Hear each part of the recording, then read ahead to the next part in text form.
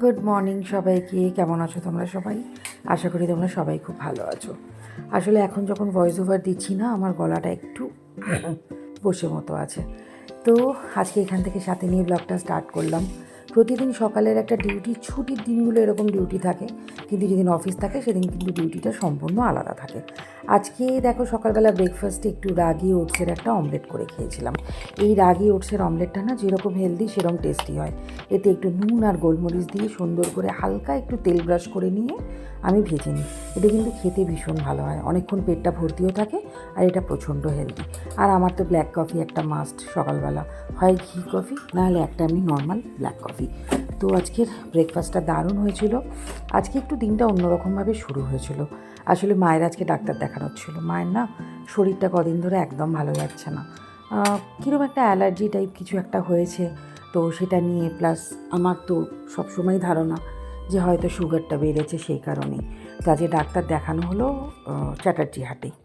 Good afternoon সবাইকে। এখন যাচ্ছি হচ্ছে মা ওখানে ডাক্তার দেখাবে আর কি। তো মা ফোন করেনি, আমি বলেছিলাম তুমি একটা ফোন করে দিও যখন ডাক্তার আসবে। তো মা বললো যে মায়ের নাকি ফোন থেকে হচ্ছে না। এবার যাই না কতটা কি সত্যি মিথ্যে সেটা গিয়ে বুঝতে পারবো। এখন যাচ্ছি, ওখানে মা বসে আছে ডক্টরের চেম্বারে, মায়ের এখনো নাম আসেনি আর কি। তো ডক্টরটা দেখিয়ে আসি, আমার এখনো স্নানও হয়নি কিছু না, আমি জাস্ট রেডি হয়ে বেরিয়ে যাচ্ছি। আগে ওটা করে আসি, তারপর বাকি কাজ। এখানে আজ একটু কেক বানাবো বলে কিছু প্রিপারেশন করেছিলাম, পুরোটাই হেলদি একটা কেক। তো এখানে ব্রাউন সুগার নিয়ে নিয়েছিলাম, এখানে দেখো অ্যাপেল কুচি করে রাখা আছে, সমস্তটাই মাপের মাপের করেছিলাম। তোমরা যদি চাও এই কেকের প্রপার রেসিপিটা আমাকে অবশ্যই কমেন্ট করো, আমি রেসিপিটা প্রপারলি দিয়ে দেবো। এটা রাগি, ওটস, আপেল, কলা এই সমস্ত কিছু দিয়ে আর কি একটা কেক বানিয়েছিলাম। এখানে চিনিটা গুঁড়ো করে নিয়েছিলাম, আর কেকটা কিন্তু দারুণ খেতে হয়েছিল, এবং কেকটা তোমরা আস্তে আস্তে দেখতেই পাবে। তো যাই হোক, এটা যদি রেসিপি লাগে বলো, আমি দিয়ে দেবো। এবার আসি মায়ের ডক্টরের কথায়। যদিও আমি এই ব্লগে বলেছি যে ডক্টর কী বললো না বললো পরে বলবো, কিন্তু সেটা না পরে ভুলে গেছি, আর বলা হয়নি। যাই হোক, মায়ের সুগার প্রচণ্ড পরিমাণে বেড়ে গেছিলো এবং বেড়ে আছে এখন তো ওষুধ চলছে। এবার এখনও টেস্ট করানো হয়নি, এই টেস্ট করানোর সময় এসে গেছে, এরপর আবার বলতে পারবো। বাট এই সময় যেদিন ডাক্তার দেখাতে গেছিলো প্রচণ্ড সুগার বেড়েছিল।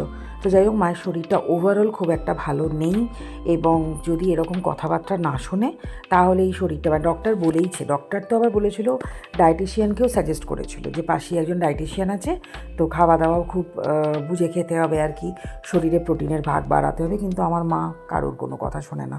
যাই হোক, মাকে নিয়ে প্রচণ্ডভাবে চিন্তায় আছি। শুধু আমি নয়, আমরা সবাই আছি, মানে মেয়ে, বোন সবাই আছে। কিন্তু আমার মা প্রচণ্ড মানে আনাড়ি যাকে বলে কি, না আমি ঠিক আছি, আমি ঠিক আছি। অ্যাকচুয়ালি মায়ের মনের জোরটা প্রচুর, কিন্তু কি বলো তো, এই বয়সটা না মনের জোর তো থাকা ভালো, অবশ্যই মনের জোর থাকলে ভালোই থাকবে, কিন্তু তার সাথে সাথে প্রপার মেডিসিন নেওয়া, টেস্টগুলো করানো, আমার মনে হয় সেগুলো করালে আরও বেশি ভালো হবে। যাই হোক, এখানে কেকের প্রিপারেশানটা আমি হাফ করে গেছিলাম, এখানে আবার হাফ করে বসিয়ে দিলাম। আজকে অনেক বেলা হয়ে গেল খাওয়া দাওয়া করতে। তো চলো খেয়ে নেওয়া যাক। মাইক্রোওয়েভ পিএইচ মানে 100, এটাই হাই পাওয়ার আর কি। এবার এখানে 5 মিনিট করবো, আমি 10 মিনিট দিয়েছি, 5 মিনিট হলে অফ করে দেবো। দিয়ে জাস্ট দিয়ে দিলাম স্টার্ট। বসে গেছি, যে আমি খাচ্ছি হচ্ছে খিচুড়ি আর চচ্চড়ি, আর মা খাচ্ছে এখানে চচ্চড়ি আর ডিম সেদ্ধ। আর মা ডক্টর দেখিয়ে এসছে, কী বলছে না বলছে ডিটেলসে পরে বলছি, এতক্ষণ ধরে আমি একটুও সময় পাইনি। খেয়ে নিই আগে। ফার্স্ট টাইম এরকম একটা কেক বানালাম, এত সুন্দর খেতে হয়েছিল। কিন্তু জানো, আমার মেয়ে গব্বু এদের পছন্দ হয়নি। কেন বলো তো? হেলদি তো। এই এখন যখন ব্লগটা ওরা দেখবে তখন বুঝতে পারবে এই কী খাওয়ানো হয়েছে। আমার মেয়ে তো ফল একদমই ভালোবাসে না, মানে ফল ব্যাপারটাই ওর পছন্দ না, ছোটোবেলা থেকেই ফল টল কখনও খাইনি, এখনও তাই, বড় হয়েও তাই। ও কোনো রকম ফল ওকে তোমরা খাওয়াতে পারবে না।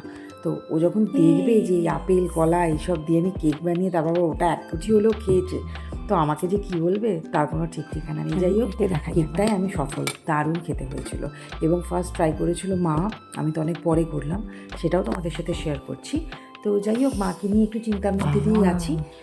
এই ওষুধ টষুধগুলো ঠিকঠাকভাবে কতদিন খাবে, কী করবে, কিছুই বুঝতে পারছি না।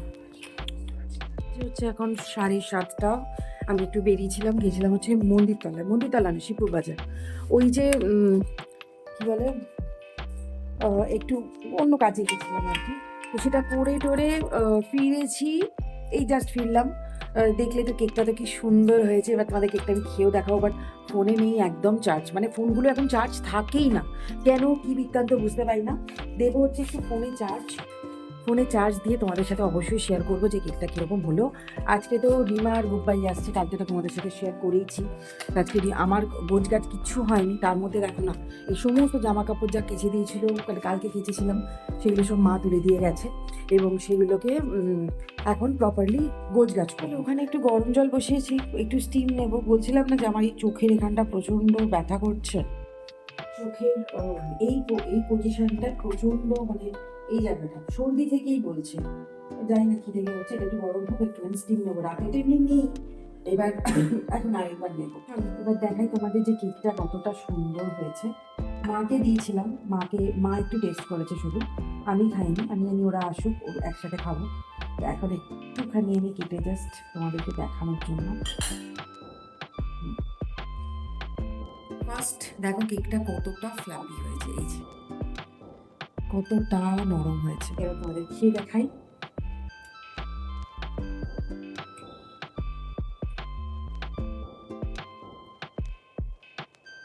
ওয়াও, আমি ভাবতেই পারছি না যেটা আমি বানিয়েছি, সিরিয়াসলি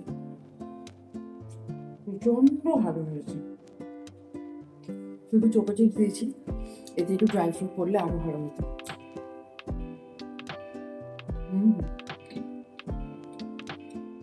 বাজে হচ্ছে 9:15। বোন এইমাত্র বুবাইকে দিয়ে গেল।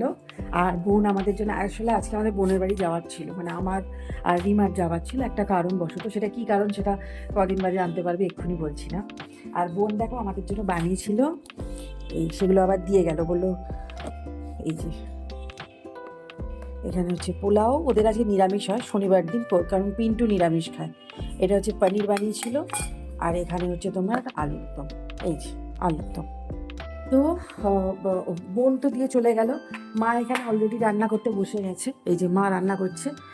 ওরা পোলাও খেতে চেয়েছে, ওই পনির পোলাও যেটা মা করে না, ওটা মায়ের স্পেশালিটি আছে, তো মা এটা রান্না করছে। আর আমার তো জানো ওখানে চিকেনটা বার করে রেখেছি, সেই গ্রিল চিকেন করবো আর কি, তো ওটার জন্য তো ওটা বার করে অলরেডি রেখে। ব্লিঙ্কিট থেকে জিনিস দিয়ে গেছে, এটা হচ্ছে একটা টোস্টের প্যাকেট আনিয়েছি, এটা আনিয়েছি একটা ডিম,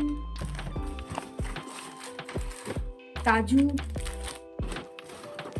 পনির মা একটা এনেছিল, বাট পনির আরেকটা আনানো হয়েছে।